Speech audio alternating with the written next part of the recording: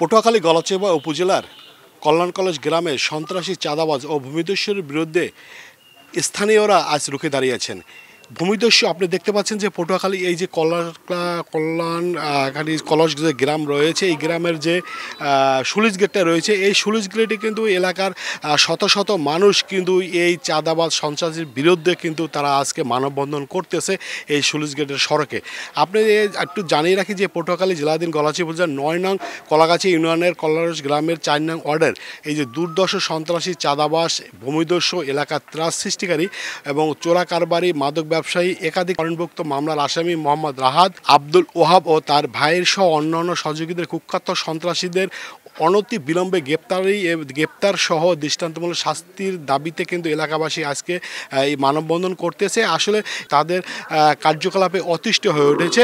ইতিমধ্যে তারা এই এলাকার মানুষজনকে মারধর সহ এলাকার জায়গা জমি দখল সহ এলাকার মানুষের মহিষ গরু এগুলো কিন্তু তারা ছিনিয়ে নিয়েছে। পাশাপাশি অনেক লোকজনকে কিন্তু তারা প্রতিনিয়ত মারধর করছে, যার কারণে আজকে ফুঁসে উঠেছে এই এলাকার মানুষ। আমরা এ বিষয়ে একজন ভুক্তভোগীর সাথে কথা বলবো। আসলে তিনি তাদের দ্বারা কি ক্ষতিগ্রস্ত হয়েছেন? ক্ষতি হয়েছে, ক্ষতির কোনো শেষ নাই। কত বিবরণ দেবো? প্রতি মানুষের ঘরে উঠটা এই এলাকার শহীদের ঘরে উঠটা মা বাপ সহ পিডেইয়া আদা মরা করছে। আমার ভাইরে মারিয়া রাস্তায় হেলাই দিছে, ছাতা চাইছে। এবার আমার হাতের কবজা কাটতে নেবে। আমার ভাই আমার পুতের কালকে কলার দরিয়া হয়ে নেবে, ইয়া 2 দিন যাওয়ার পর তো সবাই রেসার্চ করবো। যেমনটি শুনলেন, আমরা আরেকজন ভুক্তভোগীর সাথে কথা বলবো। আসলে তিনি কি ক্ষতিগ্রস্ত হয়েছেন তাদের দ্বারা?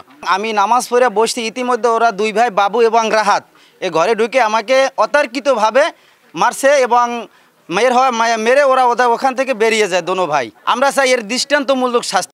যেমনটি শুনলেন, আসলে এদের দৃষ্টান্তমূলক শাস্তির দাবি করছে এলাকাবাসী। আমরা আরেকজন নারী রয়েছে, নারীরা আসলে এই মানববন্ধনে শত শত নারী মানববন্ধনে অংশগ্রহণ করেছেন। আসলে নারীরা তাদের দ্বারা কি ক্ষতিগ্রস্ত হয়েছে আমরা এই বিষয়ে একজন নারীর সাথে কথা বলবো। সুগ্রাম যে আমার এক বোন আছে, আমার মামা তো বারবু আছে, হ্যাঁ অত্যাচার করে প্রতি মুহূর্তে হ্যাঁ নামাই দিতে চায়। তারপর ওই যে জাফর আমাকে বাড়ির কেসিরি আমার ভাই হ্যারে মারিয়েই হেলাইতে চাইছে, একাল ঠাই মারিয়ে হেলাইবে, কিন্তু যে কোনো রকম রাহাতরা এই যে সালাম এরা খুবই এই গ্রামের অতিষ্ঠ হয়ে গেছে। মহিলা পুরুষ 16 আনা মানুষেরই হেরা সুস্থ করে। আজকে এই জাফর হে নিরুহ মানুষ, হের লাগে কেউ লাগে কোনোদিন মারামারি হয় নাই, কাটাকাটি হয় নাই, হেরে যে জানে মারা ধরছে। আমরা এই সুস্থ বিচার চাই।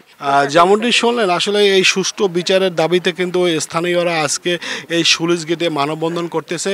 আর শুধু তারা যে এই এলাকায় প্রতিটি মানুষের বা প্রতিটি যারা এখানকার যারা স্থায়ী বসবাস করে তাদের চাঁদা দাবি সহ অন্যান্য দাবিতে তারা দাবি করে যাচ্ছে এবং তাদের মারধর সহ তাদের ফসলি জমি জায়গা জমি দখল সহ বিভিন্ন কাজে তারা এই লিপ্তি ছিল এরা, যার কারণে এলাকার জনগণ আজকে তাদের প্রতি ফুঁসে উঠেছে এবং যার কারণে তাদের গ্রেপ্তার এবং দৃষ্টান্তমূলক শাস্তির দাবিতে আজকে এই সুলিশ গেটে তারা মানববন্ধন করছে। এই ছিল পটুয়াখালী থেকে আমার কাছে মানববন্ধনের সর্বশেষ খবর। মোহাম্মদ মনির হোসেন বাদল, সময় সংবাদ, পটুয়াখালী।